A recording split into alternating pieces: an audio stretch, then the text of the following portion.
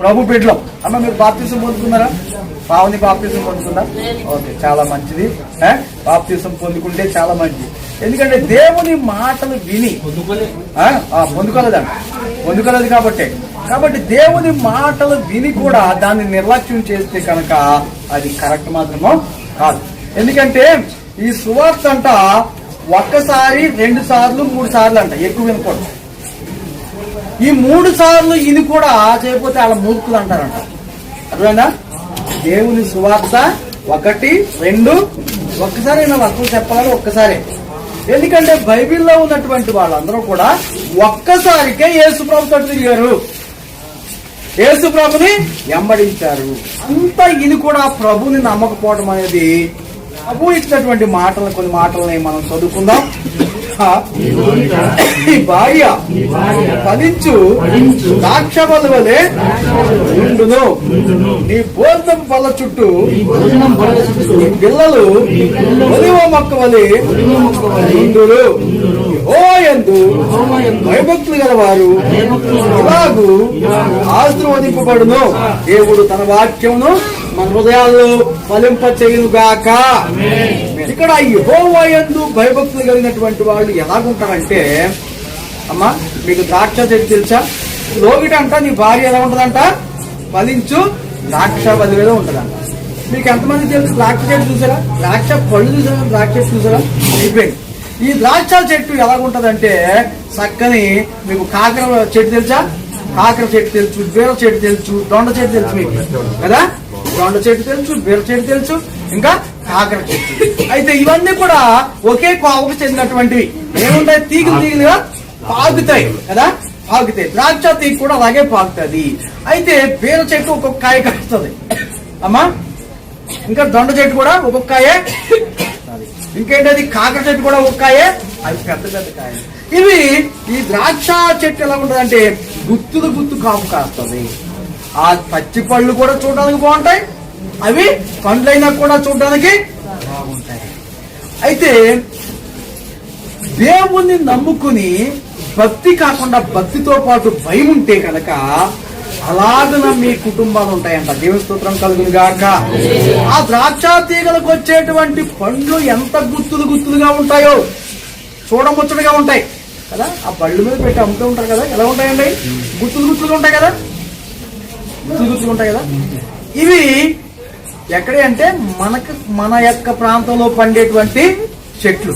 కానీ యెరూషలేములో అయితే పండే చెట్లు, దేవుడు పుట్టినటువంటి పట్టణంలో పండేటువంటి ద్రాక్ష చెట్లు అంట ఒక గెలని 2 మొయ్యాలంట. ఒక్క ద్రాక్ష గెలని ఎంతమంది పోయాలి? 2 దండి పట్టుకుని మోసారు.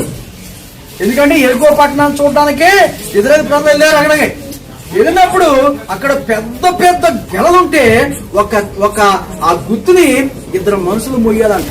మీకు తెలుసు కదా, ఊర్లో కావడి మొత్తారు కదా, కావిడేనా అంటారా కదా, 2 బిందులు వేసుకుని ఊర్లో నీళ్లు ఇప్పుడైతే దగ్గరకు వచ్చేస్తున్నాయి. అప్పుడు ఏం చేసేవారు? చెరువుల్లో, బావుల్లో ఆ మంచినీళ్ళు కావిడితో తెచ్చేవారు. అవునా కదా? తప్పకపోతే భక్తి కావాల్సింది. ఏం కావాలి? అయ్యో ఈరోజు దేవుని సన్నిధి, అయ్యా దేవుని మాట వినకపోతే నేను ఏ పాపంలో పడిపోతానో, అయ్యా ఏ శోధనలో పడిపోతానో, ఏ అప్పులో పడిపోతానో, ఎటువంటి శిక్ష వచ్చేద్దో అనే భయము చాలా అవసరము. అర్థమవుతుందా మీకు? భక్తితో పాటు భయం కూడా చాలా అవసరం. అందుకే మొట్టమొదటిగా రాయబడి ఉంది, యెహోవాయందు భయభక్తులు కలిగి ఆయన త్రోవలను నడుచువారందరూ కూడా ధన్యులు. నిశ్చయముగా ధన్యులు మీరు.